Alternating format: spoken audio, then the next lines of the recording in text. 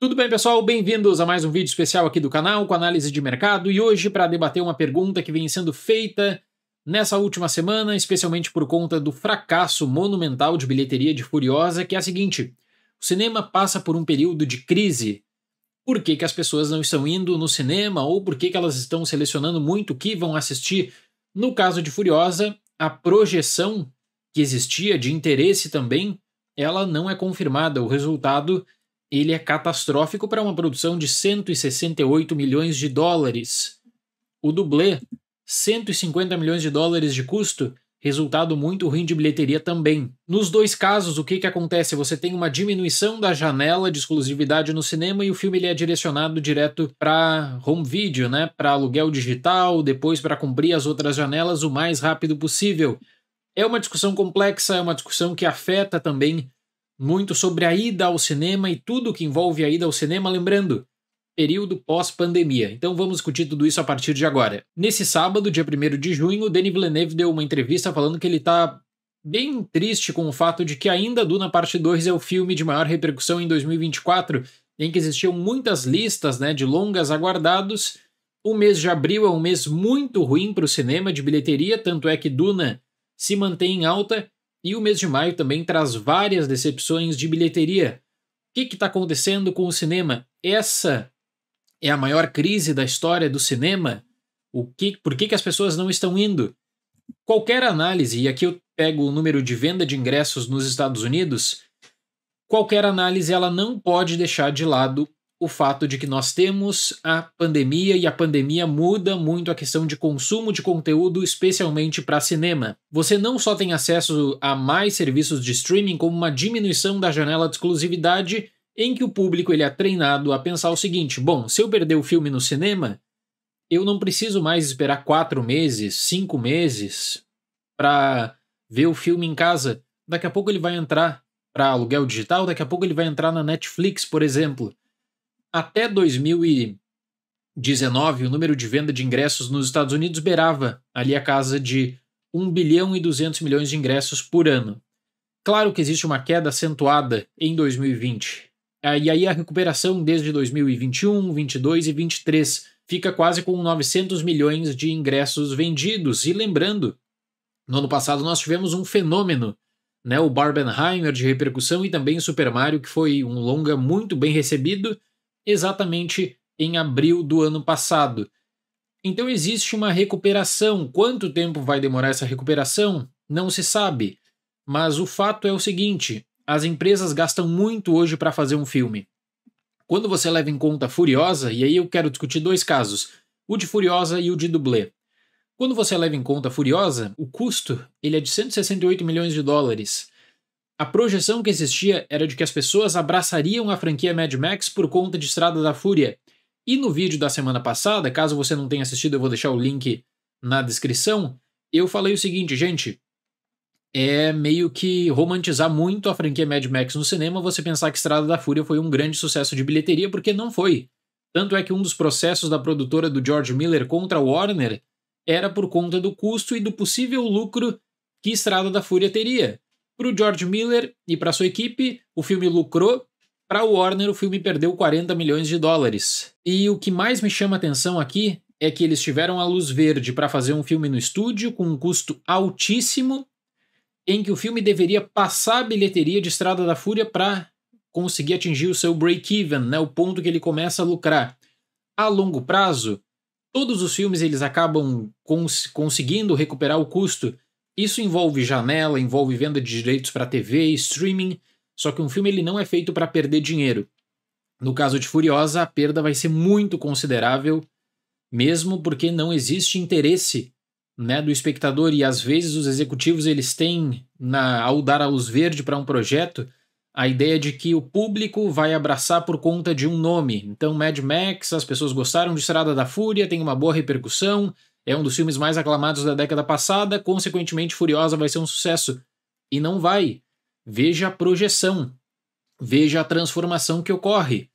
Mesmo caso com o dublê. No caso de O Dublê, que tem um resultado ruim de bilheteria para um filme de 150 milhões de dólares que não vai recuperar o seu custo, existia aquela concepção, é um filme de ação, as pessoas querem ver ação no cinema, você tem o Ryan Gosling, que é um ator que está em alta, e isso vai ser bom o suficiente para manter o interesse no filme. Só isso não vai.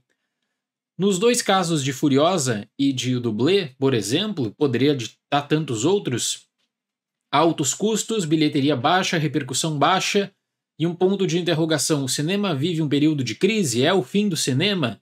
Se você pega, como eu mostrei nesse gráfico, nós passamos por um momento, claro, de tentativa de recuperação para níveis pré-pandemia. Só que isso tem que levar em conta a mudança de hábitos também, que ela é feita nesse período de pandemia em que tudo fica mais fácil para acessar e as pessoas estão acostumadas a assistir os filmes em casa. Na live desse sábado, se você não assistiu, eu vou deixar o link como recomendação. Eu repercuti uma entrevista do Ted Sarandos, da Netflix, em que ele disse que assistir um filme no cinema é a mesma coisa que assistir um filme em casa. Você vai ter o seu conforto, as experiências em si são diferentes, mas você vai assistir o filme. Então ele desconsidera a questão da ida ao cinema. E para várias coisas que nós podemos colocar aqui do porquê que os filmes não estão conseguindo a repercussão, você pode ditar falta de interesse do público nas histórias, a tentativa das empresas de adivinhar o que o público vai assistir ou não vai assistir, e uma outra coisa que eu colocaria que é muito importante também, o custo da ida ao cinema em qualquer lugar do mundo, o deslocamento, a facilidade de você ficar em casa e ao invés de gastar para ir no cinema, já que paga o serviço de streaming, assistir alguma coisa. Então isso acaba sendo bem importante, né? E claro que as consequências existem. No caso de Furiosa, por conta do péssimo resultado de bilheteria, que, repito, é um resultado muito ruim mesmo. O projeto de The Wasteland, do George Miller, agora ele já fica com um ponto de interrogação. Será que a Warner investiria? Porque a Warner ela poderia investir e tentar, né, ver se aí com The Wasteland consegue maior repercussão, ou diminuir o custo do filme, o que seria estranho pra caramba. Né? E veja, fracassos de bilheteria não são agora de 2024. No ano passado, Flash, Indiana Jones, filmes da Pixar, filmes da divisão de animação da Disney, vários desses longas não conseguem repercussão. Isso quer dizer que o ano está comprometido? Claro que não, porque aí entra o que o público vai querer assistir. E a principal coisa que nós temos no período pós-pandemia é da estruturação dos filmes-evento, né? E, de fato, que o público vai sair de casa em grande quantidade mesmo para atingir o 1 bilhão de bilheteria, que é um número muito expressivo, para esses filmes-evento. Quais seriam os filmes-evento nessa temporada? Bom, se você pegar a lista de lançamentos nos Estados Unidos, eu acredito que a curto prazo, sem dúvida alguma, Deadpool e Wolverine, mas também Divertidamente 2, são filmes que eles vão conseguir uma grande projeção, vão conseguir justamente se tornarem grandes opções entre junho e julho. Quando você tem Minions envolvido, Minions também você sabe que vai conseguir um apelo extraordinário. Então não é que o público deixou de assistir, o público está selecionando muito mais o que vai assistir. Se nós estivéssemos falando, no caso de Furiosa, de um longa que fosse custar cerca de 70, 80 milhões de dólares, talvez a repercussão não seria tão forte quanto ao fracasso de bilheteria, mas o custo é muito grande porque a visão do estúdio é que as pessoas iriam assistir Furiosa. Isso nos leva para uma outra base, aqui eu estou trazendo uma publicação da IndieWire de fevereiro, que é a diminuição do tempo de exclusividade nos cinemas. Como é que funcionava? Pré-pandemia, o filme ele ficava 90 dias nos cinemas. Ou você tinha essa janela de 3 meses, dificilmente essa janela era quebrada. Tanto é que a Netflix ela compra uma briga com as grandes redes, Cinemark, Regal, AMC, porque a Netflix nunca se comprometeria a 90 dias de exclusividade nos cinemas. E agora, a janela no pós-pandemia fica de 37 dias, em média.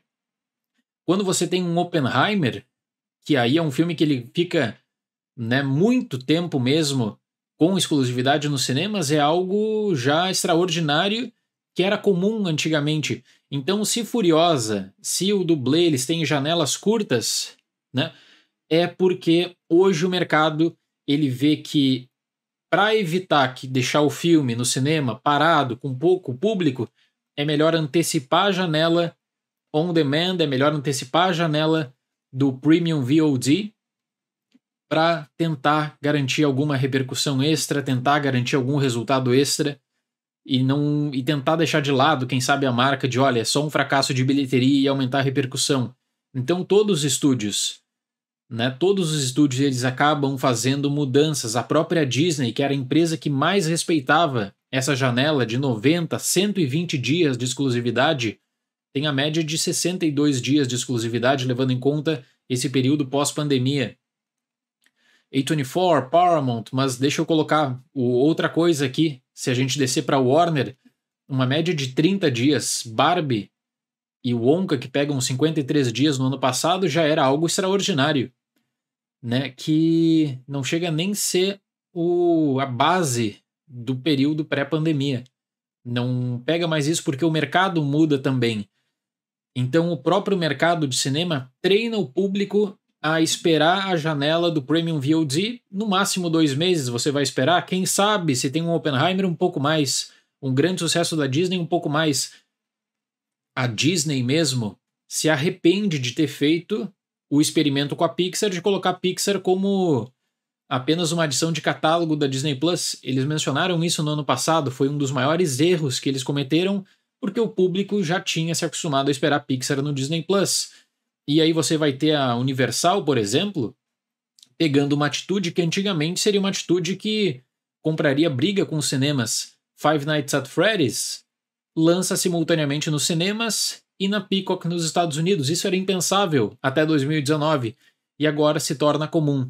Então é uma crise quando você leva em conta como Hollywood está gastando no cinema e cada vez está gastando mais, os filmes se tornam cada vez mais caros para os Estados Unidos, para uma produção dos Estados Unidos, e o resultado ele não acompanha o gasto. Então você vai ter cada vez mais resultados pós-pandemia de fracassos de bilheteria. Fracassos, e veja o que aconteceu com as Marvels ano passado, com filmes da DC ano passado, né? Blockbusters de mais de 200 milhões de dólares que não conseguem repercussão. E filmes como Furiosa, filmes como o Dublê, que eu mostrei aqui, que o estúdio pensa que vai ter repercussão porque acha que o público vai gostar e o público não vai comprar essa ideia. E você poderia levar em uma escala menor para vários outros longas, como A Primeira Profecia, que não tem um custo altíssimo, mas não tem uma repercussão grande também. Então o método hoje do cinema, para conseguir maior alcance, é de investir pouco e conseguir uma distribuição internacional grande. E o pouco eu falo, tá? Para cinema é pouco. 10 milhões de dólares por filme, 15 milhões de dólares por filme, você não faria um Furiosa com 15 milhões de dólares. Você tem um alto custo para efeitos digitais, para cenário, para integração gráfica. Então, aí bate naquele teto do que fazer com um blockbuster. É considerar essa nova realidade de que o público vai assistir os filmes evento, e se isso é verdade, quais serão os filmes evento? Marvel, pura e simplesmente, nós já vimos que acaba sendo questionada pelo próprio público, vide resultados do ano passado, mas um Deadpool e Wolverine deve se confirmar como grande bilheteria de 2024, deve passar o 1 bilhão, por exemplo. Então é uma crise que eu levaria em conta a relação do custo de produção com o retorno. Custo cada vez mais alto e o retorno é um retorno decepcionante muitas vezes. Claro, não dá para deixar de lado a mudança de hábito de consumo no período de pandemia, e eu fico também curioso para ler a opinião de vocês nos comentários sobre essa situação. Certo, pessoal? Muito obrigado pela atenção, até mais e tchau!